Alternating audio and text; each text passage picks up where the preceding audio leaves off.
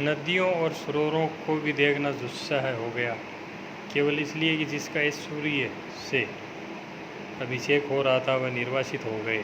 उत्कर्ष की ओर उन्मुख समष्टि का चैतन्य अपने ही घर से बाहर कर दिया गया। उत्कर्ष की मनुष्य की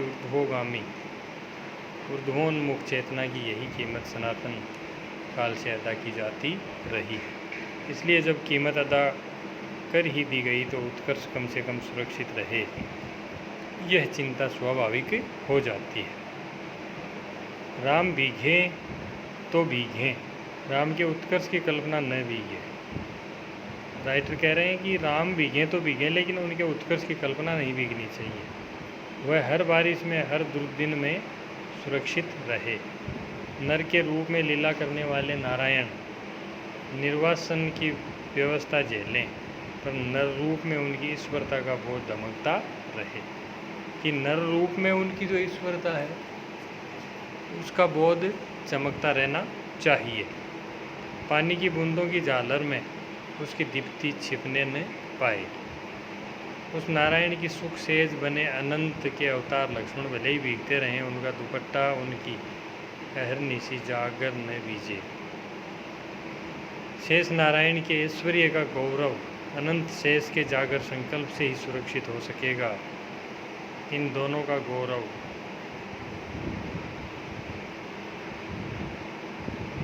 जगत जननी आद्याशक्ति के अखंड सौभाग्य सीमंत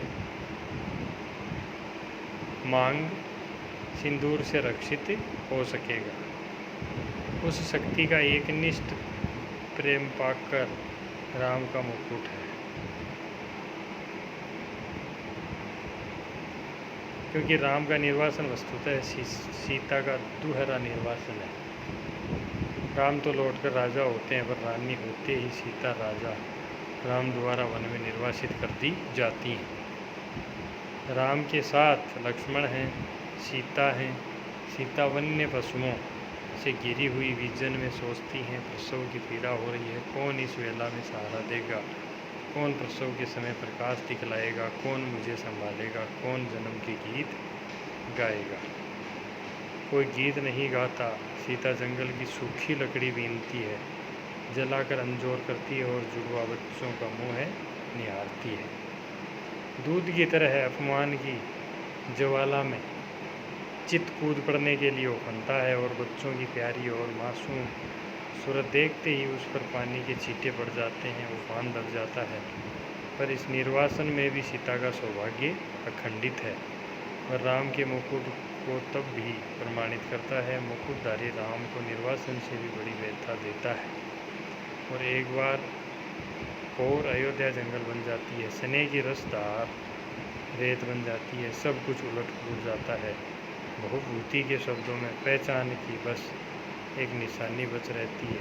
दूर ऊंचे खड़े तटस्थ पहाड़, राजमुकुट में जड़े हीरों की चमक के सैकड़ों शिखर, एकदम कठोर, तीखे और निर्मम। पुरा यत्र स्रोत पुलिन मधुना तत्र सरिताम, प्रियासम या तो घन विरल भाव है शिथिरोहाम, बहो कलादृष्टम है परमिव मन्ने विनिमंदम, निवेश है शैलानाम तदित मेति बुद्धि दरियति। राम का मुकुट इतना भारी हो उठा है कि राम उस बोझ से करा उठते हैं और उस वेदना के चित्कार में सीता के माथे का सिंदूर और दमक उठता है, सीता का वर्चस्व और प्रखर हो उठता है।